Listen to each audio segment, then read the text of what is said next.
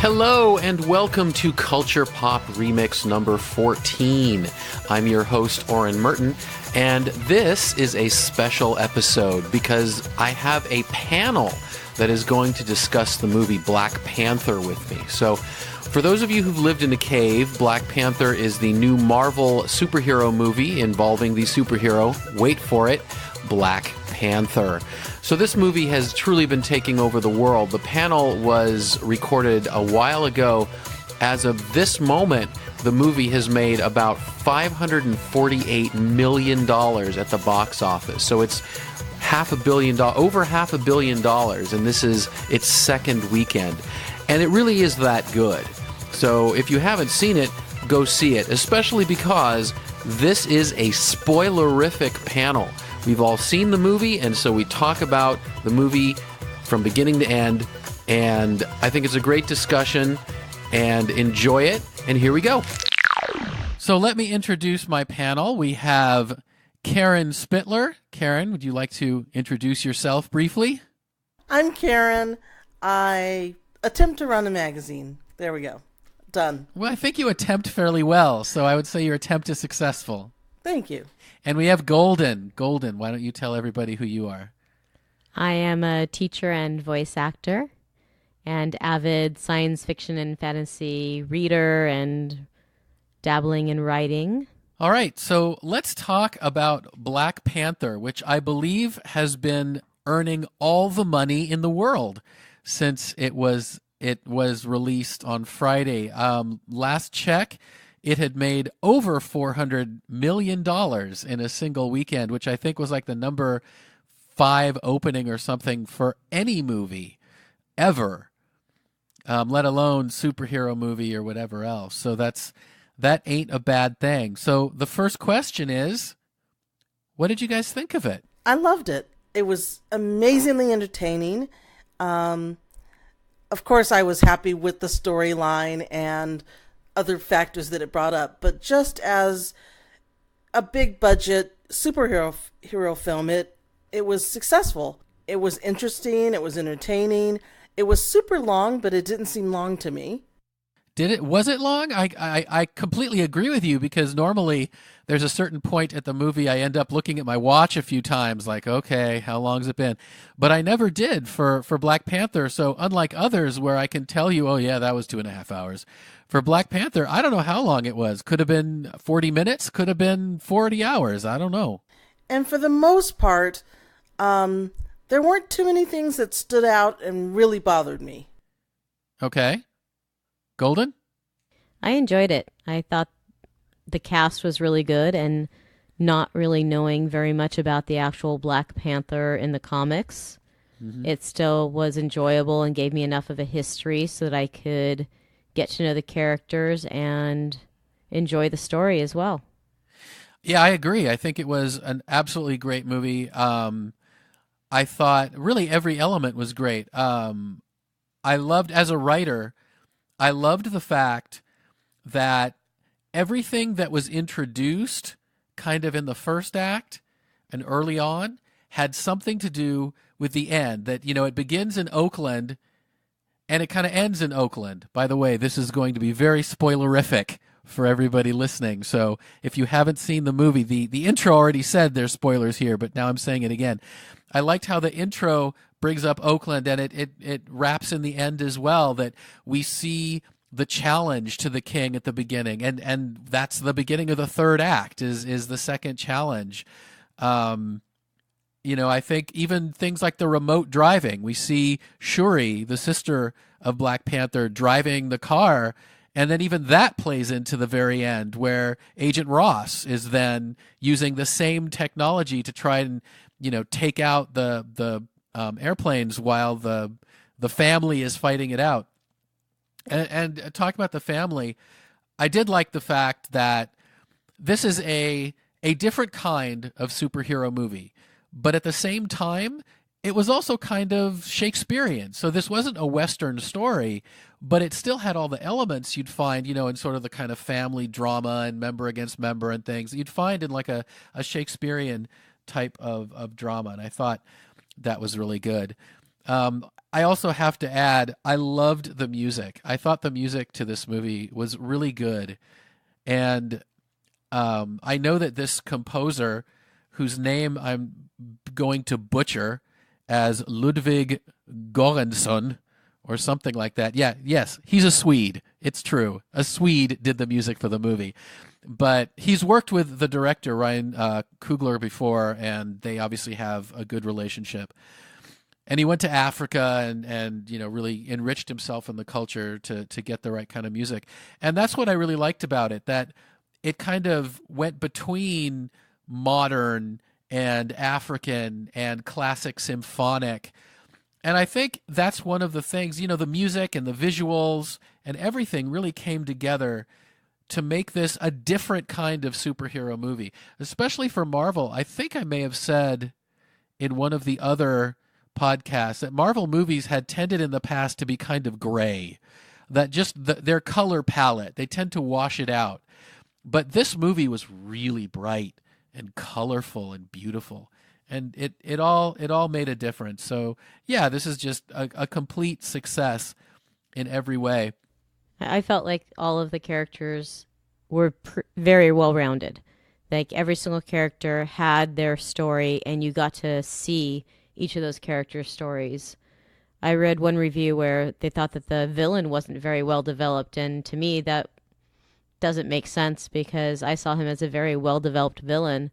Here's someone that you think, oh, all he wants is to power and to be bad, but yet a lot of what he was doing and what he wanted was actually a good thing. I agree completely, and I've actually read other reviews that have said, I've read reviews that have said that. I've read other reviews that have said the opposite, that every time Michael B. Jordan, every time Killmonger, boy, what an on-point name, Eric Killmonger, but every time he's off the screen, the movie is worse for it, that they adored his portrayal. And I did. I mean, really, everybody was great. I thought, Chadwick Boseman is great, and the woman who plays the Nakia, the spy ex-girlfriend, the actress's name, again, I apologize, Lupita Nyong'o. She was great. The woman who played Shuri, Letitia Wright, she was just every time. She was awesome. She just kind of lit up the screen, and she brought this.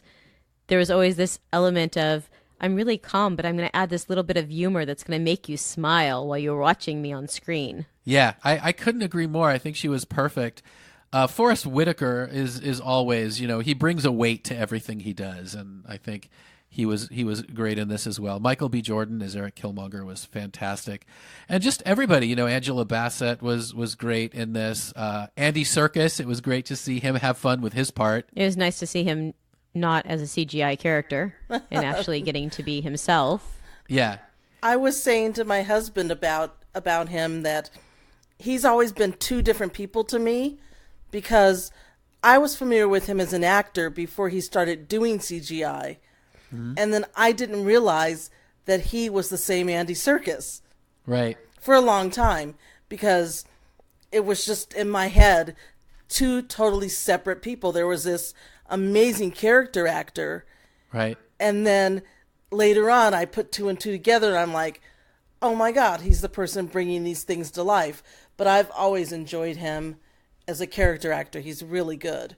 He is. He's a good actor. Did an excellent job in this as well. Agreed. And I think Martin Freeman did a great job as well as Agent Ross. He's another actor that everything I've seen him in, whether it's the movies or Sherlock or whatever, I think he always brings a certain kind of humanity and everymanness with him to everything that he does.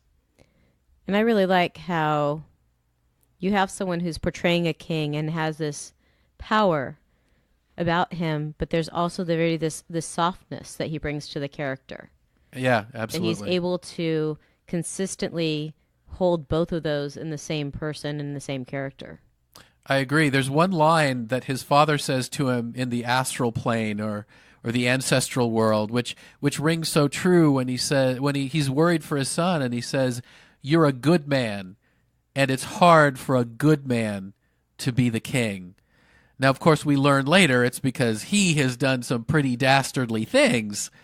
And, he knows his son would never do something like that. And he feels that part of being a king is being able to make those decisions and walk away. But it is true that he manages to capture both that innate goodness that he has, that just deep desire to be good, and a really powerful, leader. And that isn't always the same. So I think that segues really well into the second topic I wanted to cover, which is that of themes. So what are some of the themes that struck you when you saw the movie? Because I think this is one more than many others that I think really did have a number of themes that it wanted to get across as opposed to just being pure entertainment. Well, the one that is the obvious one is what's said at the end about the fact that, and I don't think it's only in times of strife or problems that we should build bridges instead of building walls. And that is a major theme. It seems at the very beginning, I think it was Nakia who says to Black Panther, I can't sit here. I can't just be here safe in Wakanda. That people are suffering. I have to help. And he represents the status quo, basically saying, no, we've always done it this way. Let's keep doing it this way. And how that changes over the movie. Well, and that's where I think that you have a villain who is going about what he wants to do the wrong way, but behind that are really good things. He wants them to help the people. He wants to help people that are oppressed. He wants to help people that are in need.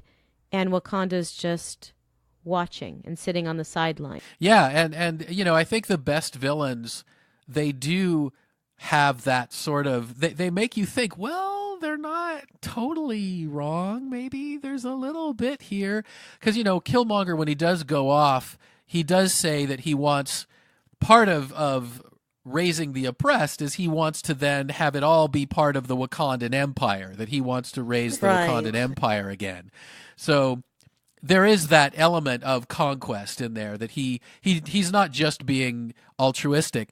But up until that point, like everything you say, you're like, yeah, maybe we should just be helping out these people and everything else. So, I do think that's a major theme. This is, speaking of obvious themes, I was really struck by how a lot of these superhero movies, they've kind of gotten away from heroism in a way. Like, I really enjoyed Captain America Civil War, but it wasn't really heroic. It was sort of like a soap opera among gods. I mean, it was really, they were just dealing with their own shit, basically. It wasn't about what can we do for the world? How can we help other people? It was all just sort of internal infighting that splashed out and into the world. Whereas I think Black Panther really was about heroism, about what does it mean to be a hero? Can T'Challa be a hero if he sits back and doesn't engage? And I think that goes right into the point that you were saying about helping the world and everything else. And I think this is a superhero movie that is really superheroic in a way, and I think that's one of its strengths. I think you also have, you're talking about themes. Mm-hmm.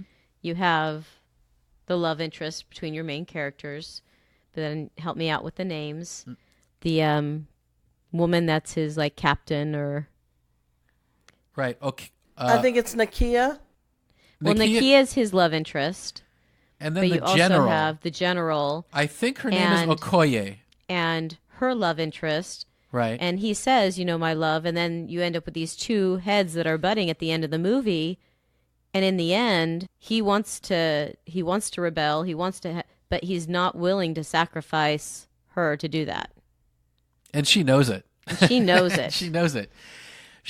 And she is. I mean, ultimately, she is loyal to Wakanda. She loves him, but she'll she'd rather mourn for him than for her state. And he realizes that at the end, and that segues right into the next theme that I had down, which is inclusion. This happens to be why I think some of the people on the internet have been crying into their snowflakes, but this movie really is, I think, in many ways about inclusion. We see incredibly powerful women. We see African Americans and Africans doing their thing and being as strong or stronger than, the white guys who have run all the other movies. And I think that's important. I think we need to see that. I think that's part of the joy of this movie, is that everybody gets to be a hero. You've got Agent Ross kind of representing white people, and he is small of stature, not very big, doesn't seem very powerful, and yet he's a hero, and yet he does his thing. And of course you have Black Panther and really everybody. I mean, Black Panther is surrounded by these amazingly powerful women. He's surrounded by Nakia, the spy love interest, Okoye, his general, Shuri, his sister, his mother, the Queen Mother, Angela Bassett. They're all really powerful characters. And then his guard, they have a name. I can't pronounce it. Yeah, they do. I don't do languages. I also don't know it. And when you're saying how she was loyal to Wakanda, when he is originally stripped, she says, "No, I can't go against Wakanda. If this man is the new king, then if Killmonger is the new king, then that's who I have to go with, because that is now Wakanda." She doesn't like it. Right. And in fact, she turns that against him in the end when she basically says, "You're giving an immoral order. You're not for Wakanda anymore." And that's what gives her the, her permission. It shows her integrity. Right. I mean, she continues her integrity throughout. And that is, I mean, it shows all the main characters with just so much integrity, Or do women have more integrity than men? Probably. In this movie? I mean, the women beat the shit out of the guys. I mean, think about it. It's basically the women who win back Wakanda. I mean, it's not Black Panther. He wins, the one-on-one fight to become king, but it's the women who win back the kingdom. Who is the main scientist? Shuri. Who is it that goes to the other people and asks for their assistance? The Queen. Yeah. So it seems to be like the women are, now that I'm thinking about it, the women are putting everything out there. They're making the plan. Who is it that wants to bring the technology and help all of the other people? Right. His love interest. It's true. They have to bring T'Challa to their way of thinking. He is very much a traditional, absolute monarch, status quo. This is how my dad did it. This is how I'm going to do it. This is how my kids are going to do it.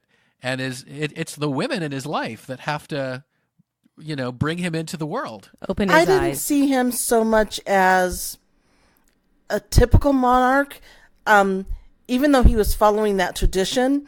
But when you look at the story and you look at what they have to show the world, they were afraid of the world getting that and what the world might do with it because people are so corrupt. I think his tradition was more about the fact of fearing what the world might do with that power, not so much really, in my view, not so much really of keeping the status quo, but of we're keeping the secret for a reason.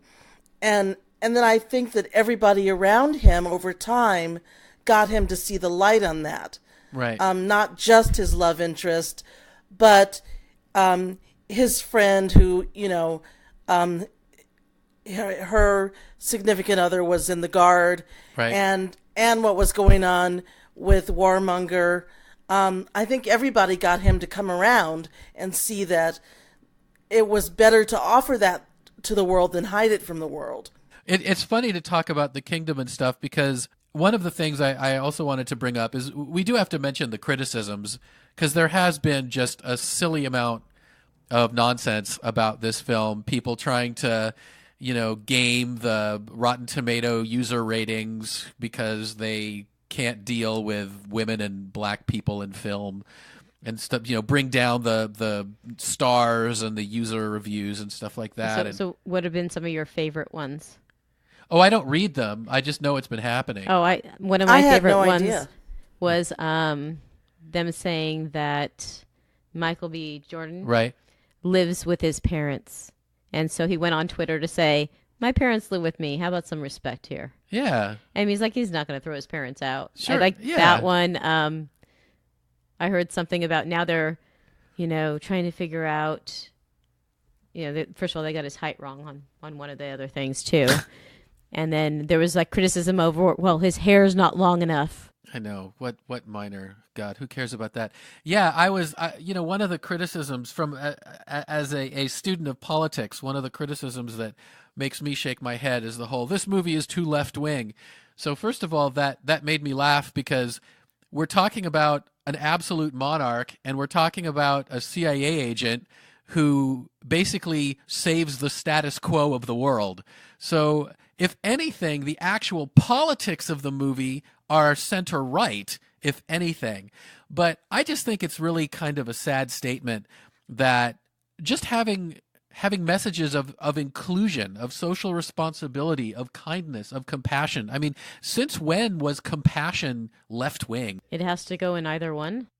It doesn't, and it shouldn't. And I think that one was one of the one that really kind of bugged me. So, on kind of along these same lines, what do you think the repercussions of this film are, both in the society as a whole and then more specifically to, say, the Marvel Universe? I hadn't really seen or heard a lot of the criticisms that you're talking about. What I have heard were from some of the artistic elite, because I'm friends with a lot of those people through the art world. And they're tearing the movie apart, basically because it's not technically Shakespeare. So, their take on it is that it needed to be somehow deeper than it is, somehow more than it is. They went into this with a lot of big expectations of what it was going to be, but it's still a comic book movie. What did they think it was going to be in terms of deepness, or how was it? What did they say it was lacking? They just were disappointed in the storyline and then in some of the production quality. But as far as the story, yeah, I did too. Yeah. As far as the storyline goes, it's very much what I would expect of a film of its genre, bringing in some of these serious things. I guess because there's never been a successful big movie with a primarily Black or African cast. Yeah, there's been a lot of importance on that. So they were disappointed in that. As far as society at large, I know that a lot of people are feeling really grateful for it, especially people with young children of color who don't grow up seeing themselves in films. And if they do, they're marginalized in some way. I think in that way it's really important, and especially for young girls of any color, to grow up knowing that they're examples of women who are wise and strong and kind and can be anything that they want. Okay, fine, you can't be a queen, but when you went from the sister, what's her name, Shuri, yeah. You went from her, who was this, technological dynamo, and then you went to the mom, who was basically, like this warrior queen in her own right. There were all facets of that. So I think it's really important for society to see that. And you have his elite guard, and all of his elite guard are... Speaking of the women, and speaking of Shuri, these are some fun little comic things. So in the comic, at one point, Shuri becomes the Black Panther when he is unable to take the mantle. So speaking of repercussions for the Marvel Universe, I think I loved that actress. I think she's a great job. She obviously proves that she's not just a great mind, but she can also hold her own on the battlefield. And I would love to see her in a Black Panther movie becoming the Black Panther for a while as well. The full deal. These Marvel movies, a lot of them, they kind of try and take elements and kind of not plot elements necessarily, but the flavor of other movies. Like Ant-Man was more a heist movie, and the Thor Ragnarok was a sci-fi, movie, and they try and get these other elements in there. Well, if you think about it, Black Panther, I get if you expected it to be King Lear, you'd be disappointed. But if you think about it, it kind of has a lot of elements of a Bond film. You have Shuri as Q. You have lots of exotic locales. You have, CIA spy people doing things. I mean, it wasn't a Bond film in any way, but that's kind of what it seemed to me to be grabbing little pieces of, is that kind of Bond flavor. And I dug that. I thought that was awesome. I actually had a moment of that during the film when she was going through all the weapons. Right. Of course, I thought, oh, Q. Yeah, Q is now female, black, and 10 times smarter. I like it. And adorable. And I love how she, she jumps in the car and she's like, wait a minute, which side of the road? True. Because they're aware, even though they're in Wakanda, they're aware that other parts of the world are different. What did you think of the way they built their secret city that they had there? What did you think of that? From an architectural point of view, I thought the production crew, the production designers did an amazing job. They managed to make something look, on the one hand, hyper modern, like almost a spaceport. It was so advanced in its technology and everything else. Yet at the same time, it had a kind of earthiness and an organicness that it was sort of one with the landscape as well. And I thought that was really interesting, the way they were able to combine those things in a way that didn't look forced or silly. Yeah, I like how they and had different levels. They had the farmers still, and agriculture, and people that took care of the animals. And yet you have this marketplace through the streets that looks like it's more ancient. Right. And then you have the modern buildings. So I thought it was a good blend of all of those elements. Right. And speaking of the hopeful elements of this movie, it kind of almost gave you hope that if humanity, the way Star Trek gives you hope that we can get past our infighting and create a society that will be not just global but intergalactic. Wakanda, I think, gives you hope that when a people isn't so busy trying to one-up itself and, just look out, be selfish and all the rest, that they can do amazing things together and come out with something, that is as great as Wakanda is. It's funny that DC got the first female kind of film, right, and that Marvel got the first one of people of color. But I think it's nice to, the whole inclusion thing is that there's room for everybody, and not everything is one-dimensional, and to stop making these characters one-dimensional and stop making women only the love interest, as right. in Wonder Woman. And so I think, that is a repercussion that society's going to have, because it's now turning these characters that were on the side and bringing them to the forefront and saying that, yes, they too can be something more. And we can all be something more.